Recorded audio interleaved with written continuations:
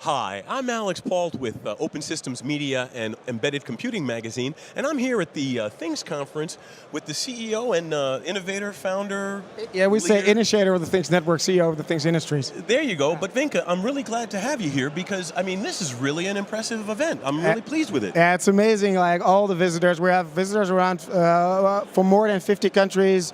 Great bunch of sponsors. The premium ones are Semtech and Microchip, and yeah, it's just a great group of people gathering around this little niche still, right, of LoRaWAN. So we're super grateful for everybody being here. So that's really nice. So where did this idea come from originally? I mean, as you point out, small area. It's still pretty big, but it's a small area of the market. But what made you decide to do it here? What made you decide to do it now? So what you see is there's a lot of innovation going on with regards to LoRaWAN in the Netherlands. So this is really a hotspot. So that's one of the reasons, and we're from the Netherlands ourselves, so that's cool. We started up with the open network in Amsterdam 3 years ago, which now got spread across more than 100 countries.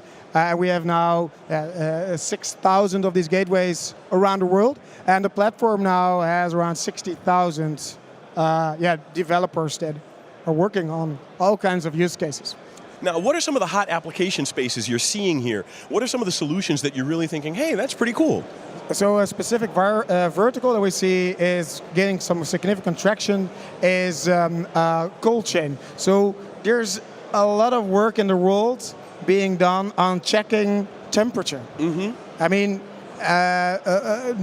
nurses in hospitals that need to check the temperature of fridges of vaccines, temperatures of blueberries during transit to make sure you can calculate what's the shelf time left in the supermarket.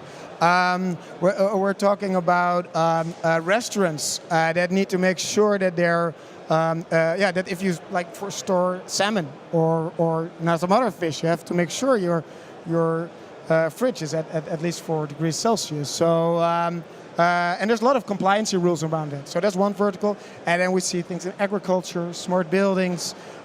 We do projects with railway organizations like Deutsche Bahn. The interesting thing here is that at the moment it's extremely diverse. And you could say that it's like cracking all kinds of different nuts, right? And it's globally diverse, so it's like really active in anywhere around the world. So that's super interesting.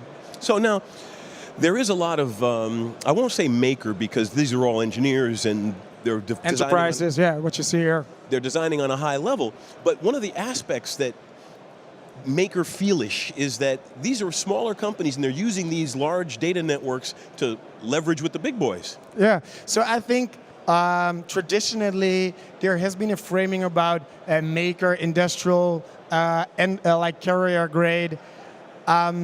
These in the end are just marketing terms, right? So somebody at a corporate innovation lab is tinkering and is a maker, right? So, and somebody at home might have a PhD and still is working with hardware. So although it might be in the interest of vested companies to push the framing around industrial maker, I think the new world is really that there are no boundaries and we're just putting technology to use. And you better ride the wave because the makers are coming after you. So now, where does the audience get some information? What's the website for this event and for the association? So hashtag the Things Conference on our YouTube channel. You can see the live feed, which you now probably are watching, but you can tell your friends. And thethingsconference.com. We will have many other conferences around the world. So we just did one in November in Hyderabad. We will have one in Manhattan in August. We will have probably one in Australia, probably one in Shenzhen, as we just announced our partnership with Tencent. So we're literally next year we're going to be in a place nearby, and there's going to be Things conferences all around the world in the coming 12 months. Very cool, Wienke. So what's next? Oh, sorry. No, I'm not going to let you go yet. No. So what's next? So we did have some great announcements today. We announced a disruptively low-priced gateway. So it's a base station, It's like you can already start at $70. we announced a piece of hardware. We call it a generic node, where it can support many different use cases, and you can program from a distance. We announced several security solutions to make sure that creating end-to-end encryption and doing key exchange, which is a very technical topic. Security is key. It's the fundament. So that's the thing with security. It's quite complicated, but yet it's the foundation of everything we do. And now it's also withholding some kind of security scalability. It's including some scalability issues.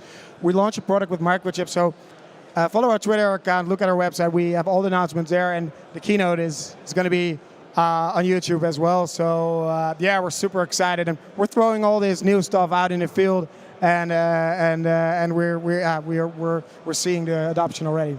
Very cool, Wienke. I really appreciate you taking the time, especially at this busy event, to spend with us. For sure. Thank you very much. Thank you. Okay.